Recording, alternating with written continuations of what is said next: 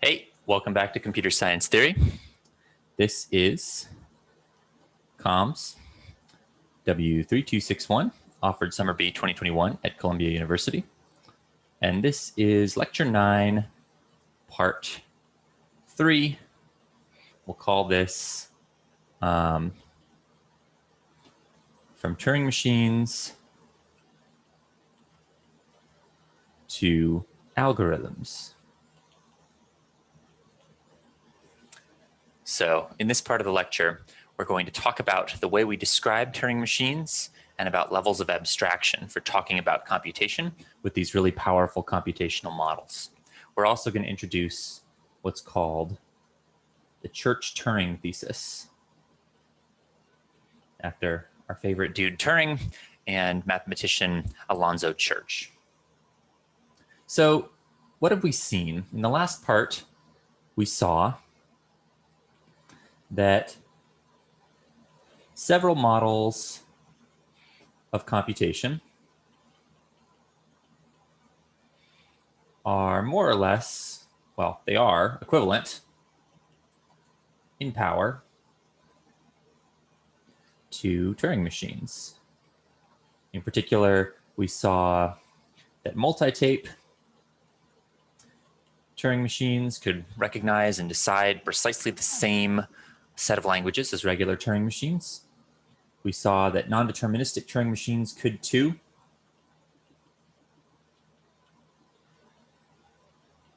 We saw that a language was Turing recognizable if and only if some enumerator could enumerate it.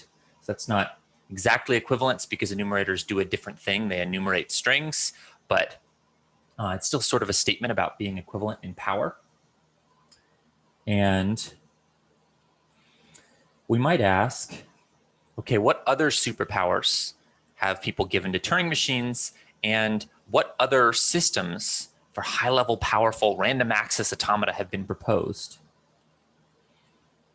Are these equivalent to Turing machines too?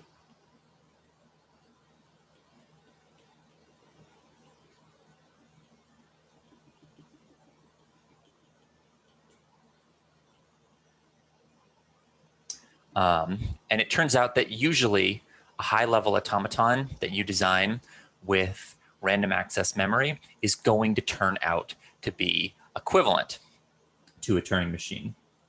So for instance, there's something called the post-Turing machine. And this is not because it comes after. It's named after a guy named Emil Post, who published it in 1936, the same year as Turing published his paper that introduced the Turing machine. So this is equal to a TM in power. The lambda calculus.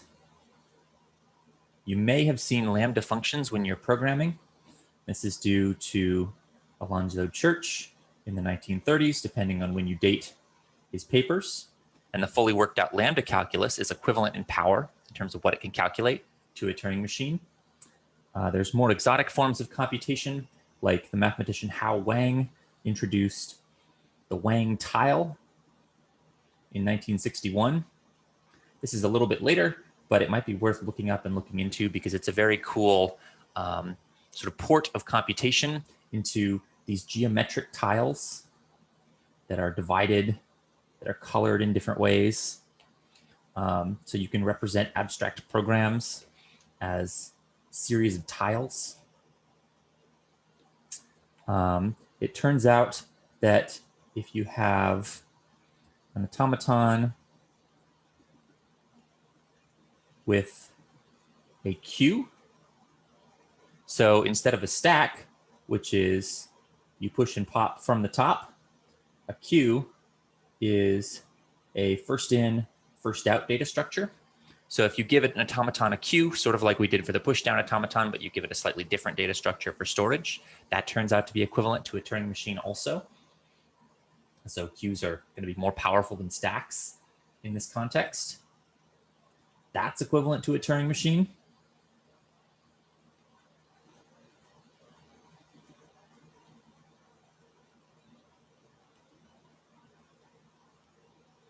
So the punchline here is just lots and lots of automata seem to recognize the same class of Turing recognizable languages. And in the same way that we got that sneaking feeling with the regular languages and with the context-free languages, we should be getting the sneaking feeling that the Turing recognizable languages are a natural class. There is some natural class of problems or languages with well-defined boundaries that all of these different automata are tapping.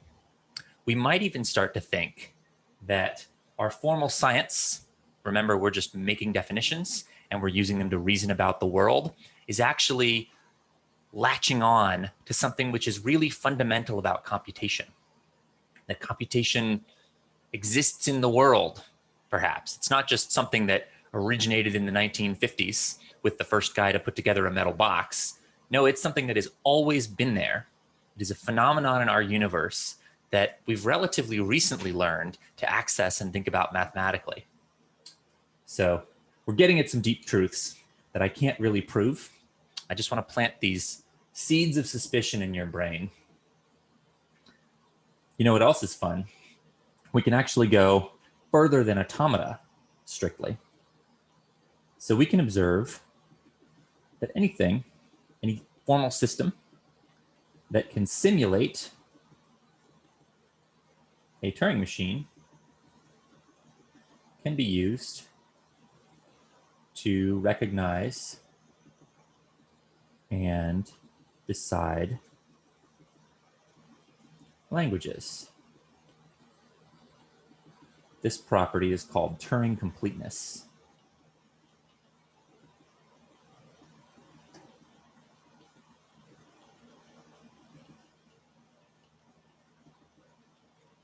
So strictly speaking, this is not the same as equality. Turing completeness says this thing can do anything a Turing machine can do, but it doesn't immediately imply that a Turing machine can do anything this thing can do. Often that's true as well. But some examples of Turing complete formal systems. Well, most programming languages.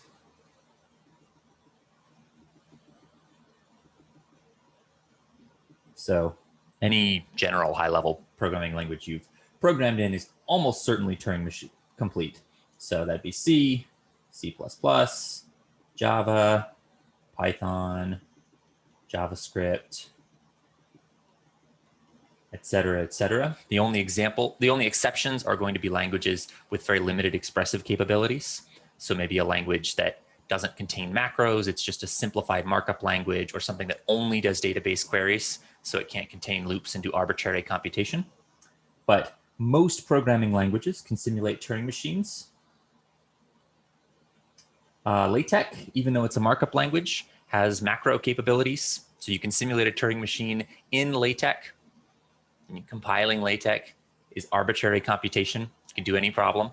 That's kind of cool, especially if you've just been wrangling over it for your homework and you need another reason to like LaTeX. Well, it can do arbitrary computation for you if you are a true masochist. Cellular automata can be equivalent to Turing machines with the right setup, such as Conway's Game of Life. Now, you may or may not have heard of this, and just generally these things that I'm listing are not things that you necessarily need to have heard of, but it's a cellular automata played on a two-dimensional grid, and at any time there's some living states and some dead states, and we transition from one infinite two-dimensional grid state to another infinite two-dimensional grid state with different living cells depending on the position of the original cells. So this thing evolves state to state. You can set it up to have arbitrary memory and do arbitrary computation. So that's Turing complete. Microsoft Excel and PowerPoint, they're both unintentionally Turing complete. Excel has some scripting capabilities. PowerPoint, I forget how you could do it in PowerPoint, but there's some exploit that lets you build the Turing machine. And if these things are modeled with infinite memory, the reason why this is so cool, to remind you, if you're Turing complete, you can do anything a Turing machine can do. So if we prove that Turing machines can, I don't know, solve arbitrary math problems, not arbitrary math problems, many cool math problems, then PowerPoint can do it too. And of course, the fun video game examples. Minecraft is Turing complete. Portal is Turing complete. Depending on how you set it up, Magic the Gathering is Turing complete. Basically, if you can construct an infinite memory store in the game, make some computational assumptions, you can build an arbitrary computer. So that's cool too.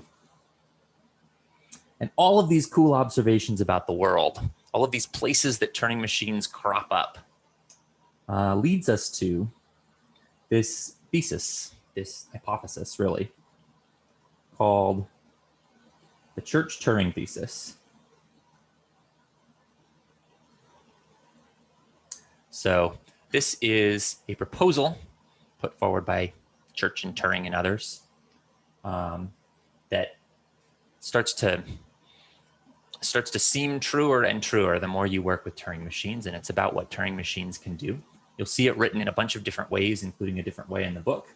But one way we can think about this statement, the Church-Turing Thesis is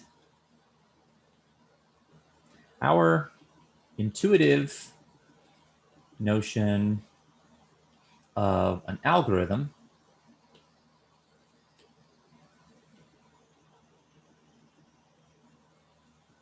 that is a completely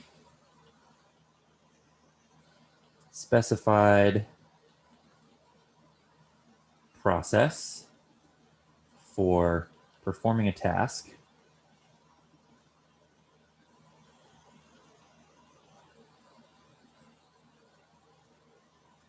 corresponds precisely to the set of tasks that can be performed on a TN.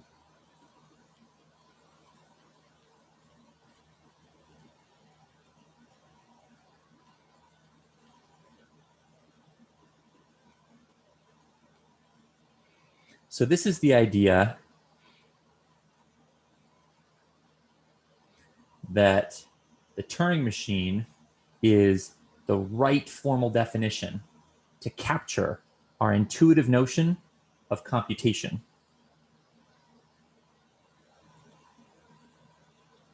Algorithms are what Turing machines do. I'm making it very clear that this is important. So this is a thesis about the powers of this formal system being a really good model for computation. And often, when we talk later about things being computable, implicitly we mean Turing computable. We mean doable by a Turing machine. When we say something can be computed efficiently, that means a Turing machine can compute it efficiently. And of course, if a Turing machine can do it efficiently, so can our computers. So can anything that's Turing complete.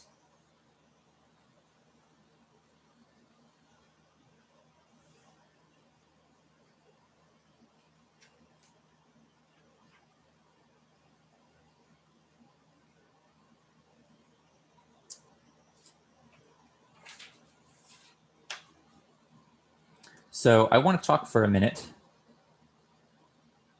about high-level descriptions of Turing machines. That looks like an E.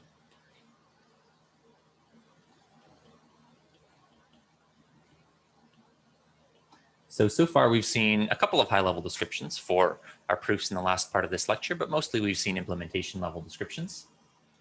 And the idea here is we're rapidly moving from ideas of automata that are finite and formally described and very precisely specified to automata that can do lots and lots of powerful things. But at the same time, Turing machines can't do everything. There are problems they provably can't solve. So the question is, how do we speak generally, but precisely, about powerful automata?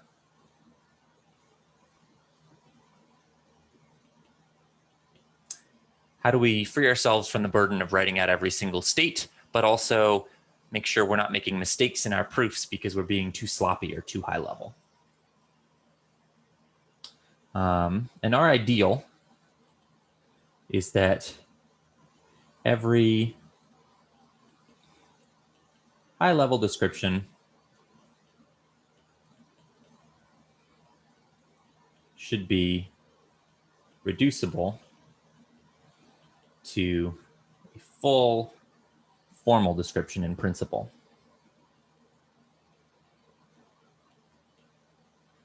Even if we're not going to do it ourselves. So you can imagine this being sort of like a compiler. If we have a computer, there is some very, very low-level formal definition in terms of transistors and electricity, which we model as zeros and ones. We think of a processor with a finite simple number of instructions. We can write programs for our processor in machine code. We can compile our machine code into low-level systems languages. And eventually, we are talking about what our computer can do in terms of high-level languages like Java and C++, or even in terms of pseudocode. And all of those things can be reduced all the way down to machine code, to bit shunting, to electricity. But of course, we don't want to do that all the time. So far, we've seen formal descriptions. That is 7 tuples. We've seen implementation level descriptions.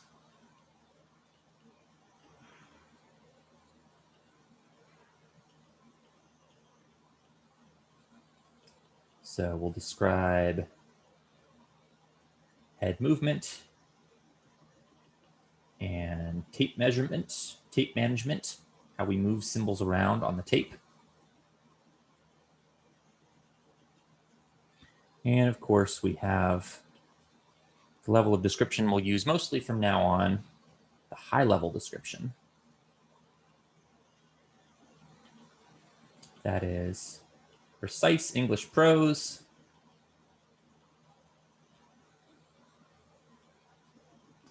that describes an algorithm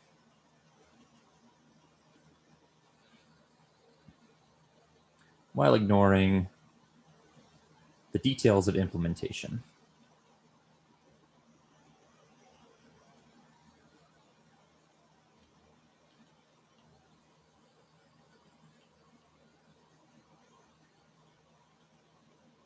So one thing that'll help us here is the observation that any mathematical object, whether it's a string or a graph, an integer, as long as it's finite, we can change the way it's encoded. We can write it down as a string.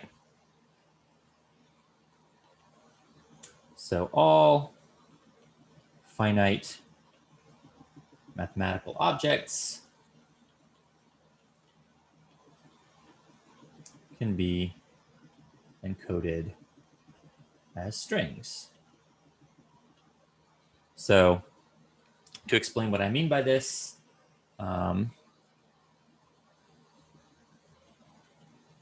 as an example, suppose we have a graph that is a set of vertices and a set of edges. That looks like this.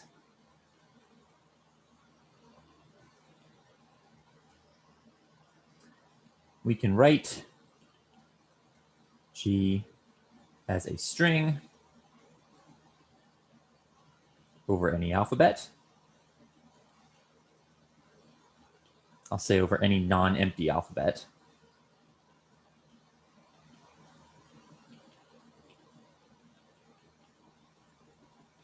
Using an arbitrary encoding. Not an arbitrary encoding, an unspecified encoding. And we'll write it with angle brackets like this. So we've seen that for or we will see that as encodings for Turing machines. They're finite mathematical objects. We can represent them in angle brackets. So this thing will mean G encoded as a string. And Turing machines will be able to read these encodings and reconstruct some representation of the graph. They'll be able to manipulate that graph, all encoded as a string. So, you know,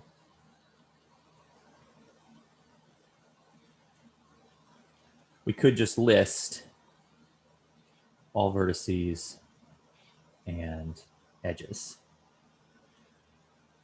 That could be one encoding, but there could be many encodings for the same graph. As long as it contains all the information in a finite manner, it's just fine for our purposes. And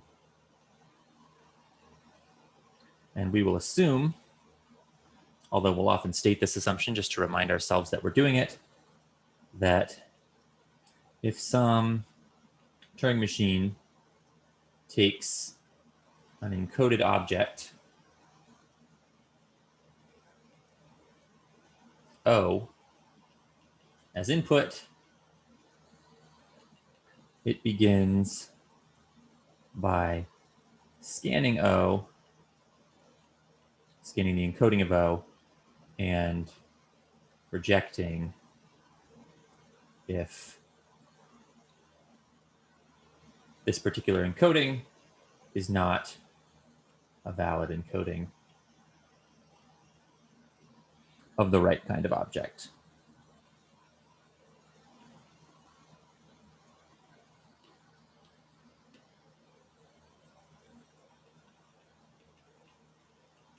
So putting the pieces together, if we want our Turing machine to do some operations on a graph, we'll give it as an input an encoding of G.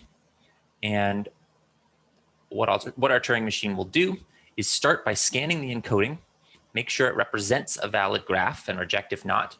And otherwise, it'll be able to do arbitrary computation on this graph. That's how we'll deal with objects that aren't naturally strings in our high-level descriptions.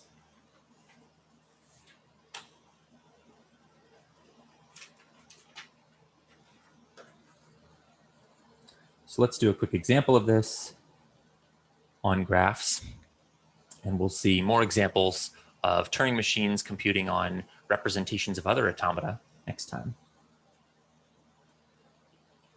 So let's build a Turing machine to recognize the language A of all strings that encode graphs such that the graph is connected and undirected.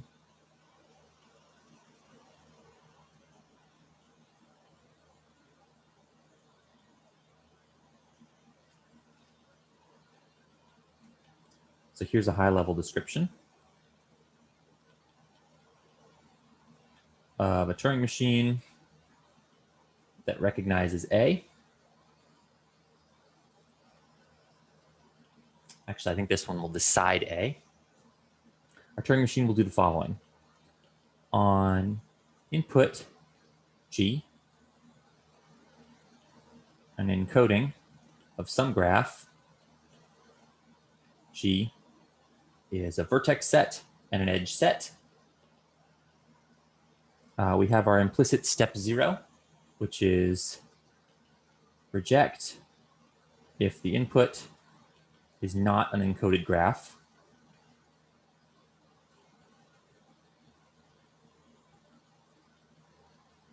And then our high-level description of this Turing machine is basically just going to be an algorithm. Like we've already seen that our Turing machines can do any simple operation on this finite object. So we'll just specify how to do it. So our Turing machine will start by selecting a node of G, any node, and mark it. Now, for each node, mark it if it is adjacent to some marked node. Then we'll just repeat this. So we'll repeat step 2 until no new nodes are marked.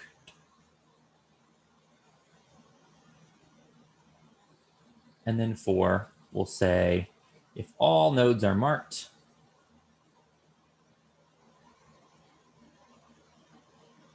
accept, otherwise reject. So how this will work, we'll take in some graph. We will pick a node at random and we will mark it. Then we'll go to step 2. We'll mark all of its neighbors. And then we will repeat step 2. We'll mark all the neighbors of anything that's currently marked. And we'll continue doing this until our marking step doesn't mark any new nodes. We know that this procedure will terminate in a finite number of steps because it'll take at most the number of nodes in our graph, it'll take at most that many rounds to terminate. And we'll accept if all nodes are marked, or we'll reject if there's some component not connected by an edge to some other node.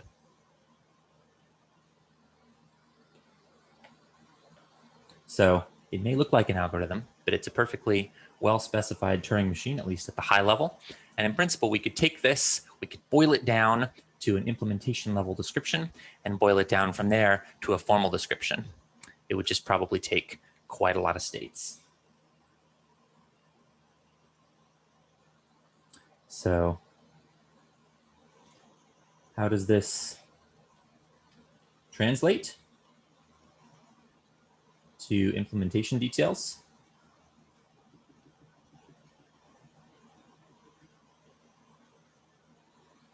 Well, suppose our input is some graph G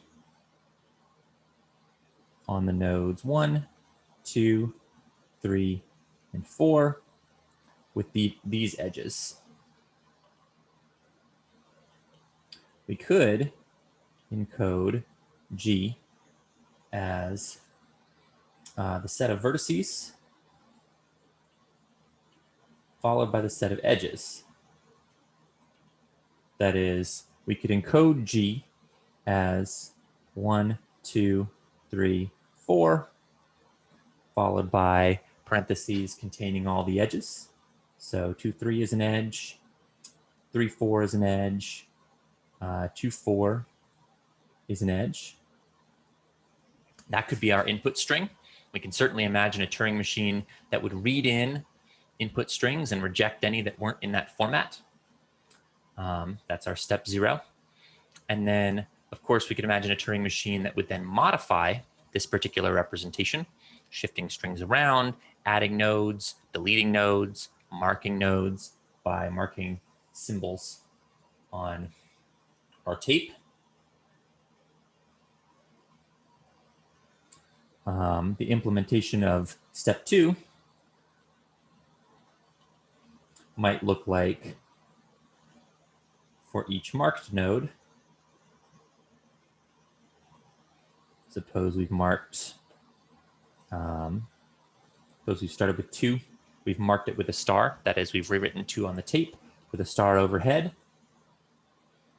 We could say, now for each marked node, do another nested loop. For each unmarked node,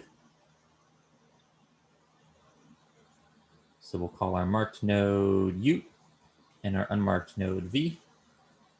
We'll just check if UV is in the edge set and mark V if so.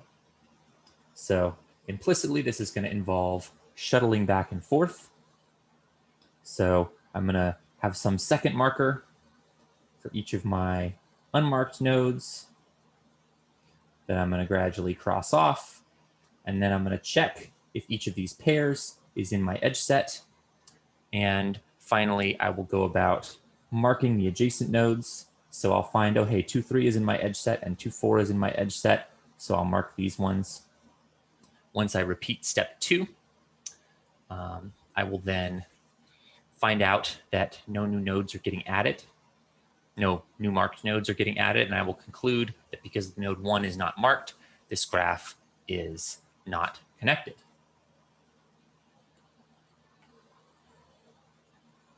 So in general, if I ask you for a high-level description on the homework, that means you don't have to write the implementation details. It means you can assume your Turing machine is acting as a precisely defined computer with some finite memory that can make precise operations based on the contents of its memory and perform computations that you could write out, for instance, in a program. So if I ask for implementation details, do the implementation details. But if I just say high level, you can write an algorithm that looks just like this above.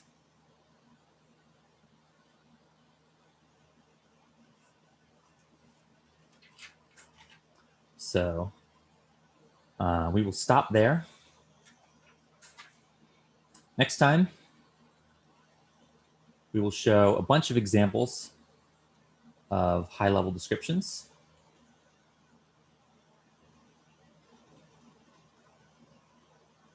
So we'll get more comfortable with those and what they can do. And we'll also show many cool languages are and are not decidable. So we'll be learning about the limits of Turing machines, and practically, we'll be learning about the limits of computation. We're really getting up there into the high-flown, powerful statements about what computers can and cannot do. As a reminder, the reading for today, CIPSR 3.1 introduces Turing machines. CIPSR 3.2, that is variant Turing machines. That was the second part of this lecture. And if you want to read more about the history of computability and the Church-Turing Thesis, Hilbert's 23 problems, and the things that motivated Turing and Post and Church and others to